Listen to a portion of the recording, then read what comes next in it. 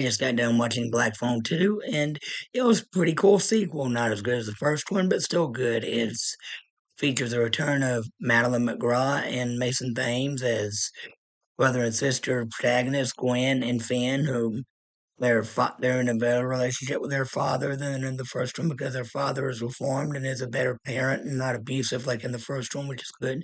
This is set 4 years after the first movie, after Finn defeated the grabber and killed him while escaping his house when he kidnapped him. And the even though the grabber is dead and in hell now, he is haunting Gwen in her nightmares, and Gwen's trying to find out what these nightmares are. She's trying to solve some mysteries about her mom and about the grabber's murders, and she finds out about this Christian summer camp that her mom worked at. So her and Finn get a job there, and because Gwen wants to thinks it can lead to more evidence. And while they're there, Gwen also fall, falls in love with her high school, high school classmate who's like her love interest. And the scenes that romantic scenes they share together are pretty sweet. And the there's these two camp counselors. There's this female camp counselor named Barbara who is very stuck up and self righteous with her religious beliefs and thinks that because Gwen is convulsing and shaking in her sleep when she's having nightmares, she's demon possessed, while camp the pastor at the camp, the supervisor, Armando, he's more open to Gwen's dreams and tries to interpret the meaning of them, sees them as like a gifts of the spirit to try to help them solve the case. And when they interpret some of the dreams, they learn gives some background information about who the grabber Willie was, what his real name was, and his parts of his origin. And he committed his first murder in the camp. Or spoilers if you haven't seen this, are spoilers. And on the way, when she has these nightmares, the grabber comes after her in a dream. So if the grabber kills her in a dream, she'll die in real life too. So this straight eerily, it has a lot of Nightmare on Elm Street vibes. Sure, it's basically a Nightmare on Elm Street without Freddy Krueger with a new villain. It is scary. It is creepy. Not as scary as well. It is scary than the first one because this one it's a bit more gory, more graphic than the first one, or maybe a lot more. And there's a subplot with this.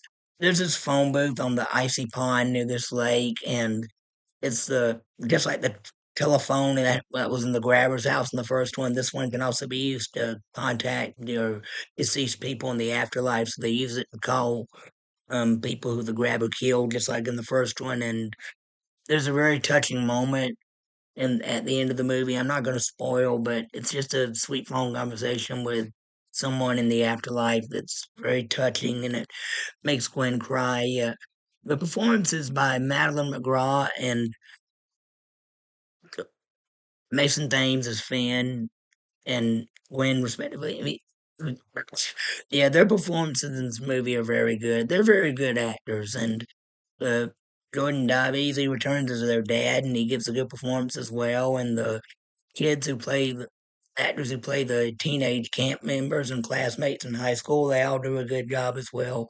The visuals in this movie are pretty cool. I especially like how in the dreams, like the tone of the film, the color tone or what grading or whatever, it's like a 1980s vibe because the way movies looked when they were made in the 1980s back then, the way the screen would look, the picture. Yeah, it really captures that feeling. And the this blood and gore is all CGI, which sucks. I mean, I miss the old days when they used more practical effects and less CGI, but whatever.